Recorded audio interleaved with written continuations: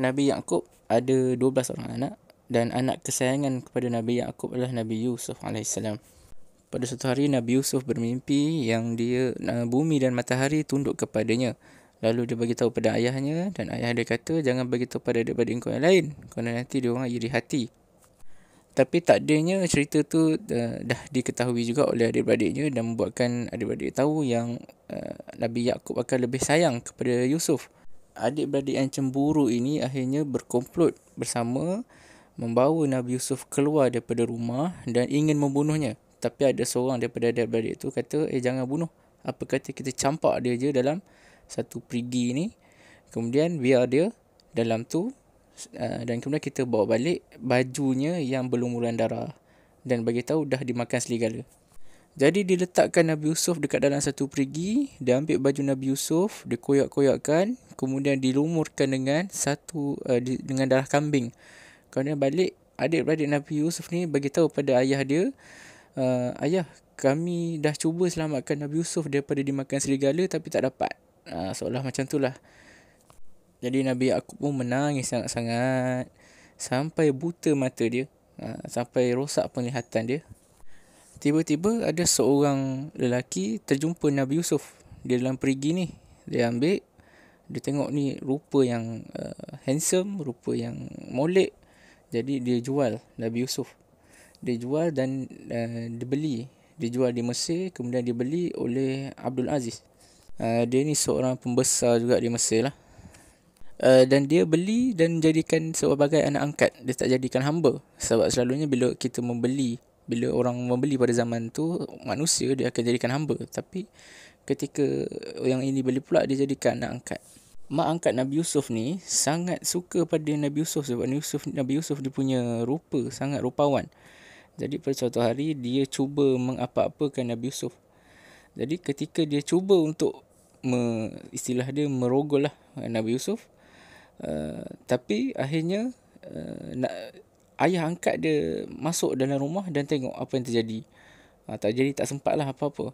Tapi ketika itu ibu angkat Nabi Yusuf ni, dia play victim.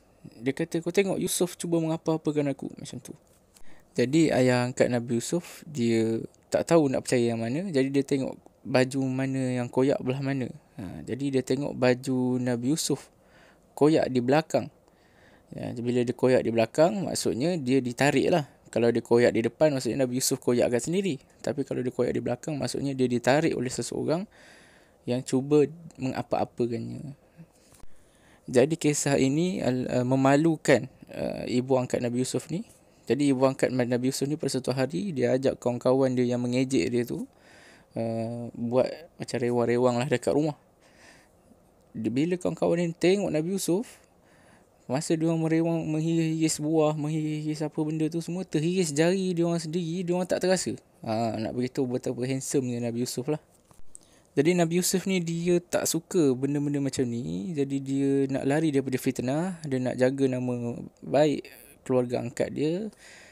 Jadi dia berdoa untuk dia dimasukkan dalam penjara. Dan akhirnya dia masuk penjara lah. Dia masuk penjara tu bukan sebab dia salah, tapi sebab dia nak jaga keluarga angkat dia punya maruah.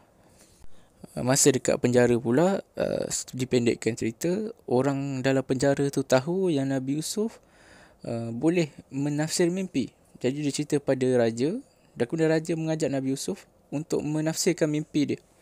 Dan Nabi Yusuf pun menafsirkan mimpi dia dan berkata, pada beberapa tahun ini akan berlaku kemarau panjang.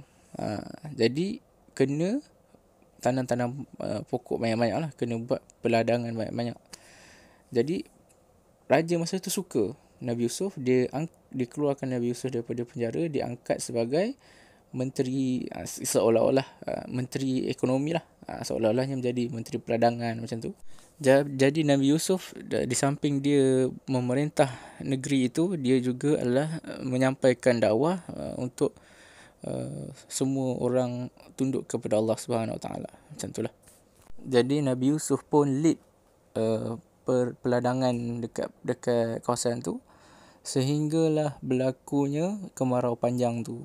Jadi masa-masa yang ada tak ada kemarau panjang, ada tumbuh-tumbuhan yang disimpan untuk pemakanan masa kemarau dan sebagainya. Dan kemarau tu bukan saja berlaku di Mesir tapi juga di sekitar. Yang sekitar tu termasuklah tempat duduk asal Nabi Yaqub dengan keluarganya, dengan adik-beradik Nabi Yusuf tu lah.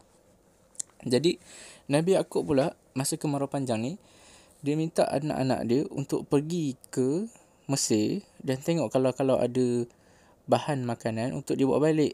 Sebab kat tempat dia dah tak ada dah. Dia orang tak ada persediaan macam di Mesir. Sebab di Mesir Nabi Yusuf dah buat persediaan. Jadi adik-beradik ni pun pergilah ke Mesir, dan kemudian dia orang tak kenal rupa Nabi Yusuf, tapi Nabi Yusuf kenal rupa babang dia ni. Jadi Nabi Yusuf pun panggil dia orang ni sebab dia perasan dia kenal. Jadi tanya siapa ni semua apa kan. Dan itulah antara bibit-bibit pertemuan semula di antara Nabi Yusuf dengan adik-beradiknya dan juga dengan ayahnya Nabi Yaqub AS. Dan bibit-bibit ni panjang lagi lah. Cumanya diringkaskan begitulah ceritanya. Wallahu a'lam.